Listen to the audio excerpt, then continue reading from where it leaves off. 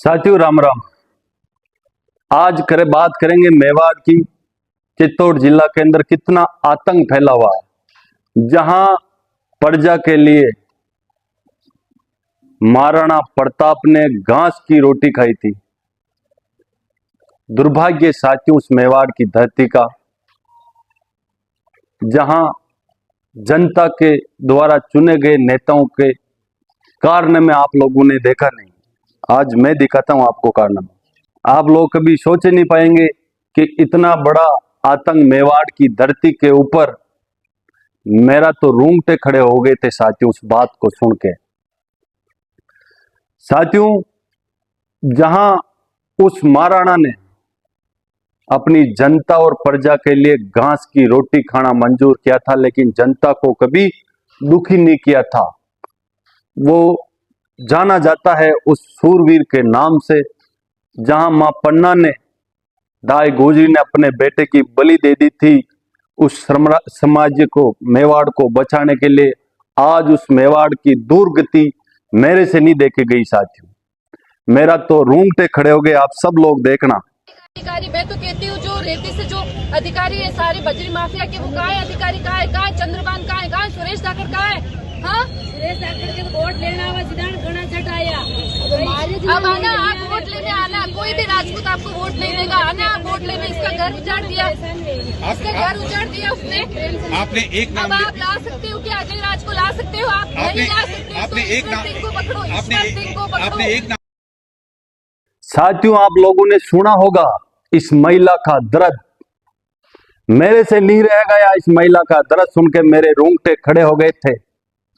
मेवाड़ के लोगों, देश विदेश में आपकी मेवाड़ का नाम गूंजता है, और आप लोगों ने ऐसे नीच नेताओं को सत्ता देने के बाद वहां की जनता खून के आंसू रो रही है। यह दुर्भाग्य साथियों इस मेवाड़ का,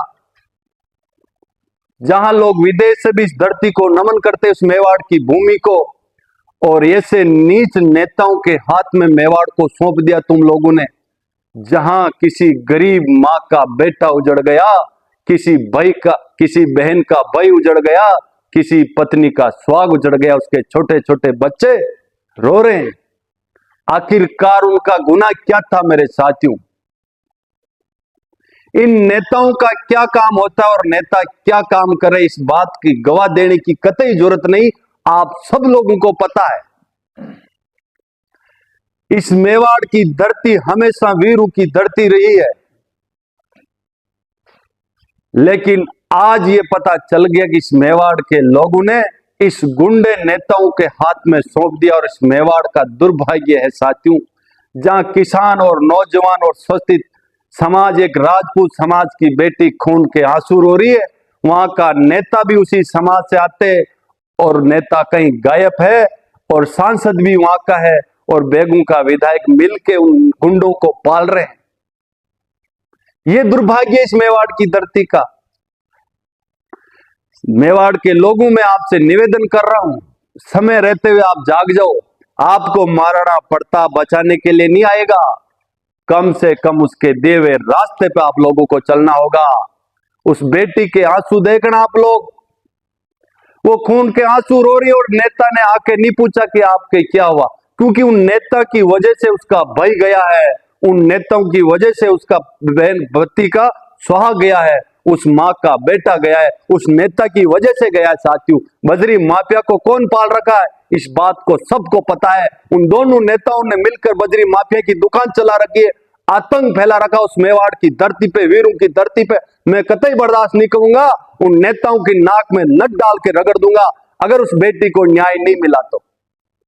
मेवाड़ के लोगों, आप देखा हो मत आओ, वोट लेने के लिए ये आ जाते, जोड़ी फैलाते, दोग देते, पगड़ी रखते। इन सांपों को पहचानो, इस मेवाड़ को बदनाम करने के लिए आए। मैं इस मेवाड़ को कतई बदनाम नहीं करने दूंगा। इस मेवाड़ के लिए नरेश फौजी की प्राणों की आहुति देनी पड़े, मैं देने के लिए तैयार हूं, लेकिन इस मेवाड़ की धरती को बदनाम नहीं करने दूंगा। जहां शांति का परिचय दिया जाता है, वीरों की भूमि में, जहां मां ने अपना बलिदान दे दिया बेटे का, उस धरती के ऊपर इतना आतंक फैल गया। मर गए सारे नेता, डूब के मर जाना चाहिए नेताओं को। जहां गरीब परिवार की बेटी आंसू रो रही है खून के, और नेता पता ही नहीं कहां गायब है। अरे नेताओं, तुम इस जनता ने चुन के भेजा है तुमको, तुम लूटने के लिए आ गए इस मेवाड़ को, और हमारी बेगू को तो पूरी को बेच दी विधायक ने। कहीं घूम रहा है, कहीं बजरी माफिया, कहीं भू माफिया, कहीं जमीनी पे कब्जा। अरे जनताओं जागो, ये किसान का बेटा इस आवाज बन के खड़ा है। इस मेवाड़ की तरफ तुमने आंख भी उठा के देखी? तुम्हारी आंख निकाल के तुम्हारे हाथ में नहीं दी। समय का इंतजार करो, जिस दिन सत्ता नरेश फौजी के हाथ में आ गई, नेताओं तुम्हारे सारों को मिलकर मेवाड़ की जेल के अंदर डालूंगा। उस मेवाड़ का राज आएगा, किसान का, नौजवान का राज आएगा, और तुम्हारे काले कारनामा निकाल के जनता के सामने रखूंगा। ये मसलोच ने ना कि सत्ता परमानेंट है, सत्ता 5 साल की है। मेवाड़ की जनता जाग चुके साथियों। इस आवाज को नेताओं के कानों में पूछा देना कि मेवाड़ का लाल जिंदा है। तुम्हारी तानाशाही, तुम्हारी गुंडागर्दी से मैं डरने वाला नहीं हूं। तुम मुकदमा लगा के मेरे को डरा रहे मेरी आवाज को। ये मेवाड़ की जनता के लिए नरेश फौजी सिर कटा सकता है, लेकिन सिर झुका नहीं सकता। साथियों, इस आवाज को नेताओं के कानों में पहुंचा देना। राम राम, जय हिंद, जय मेवाड़।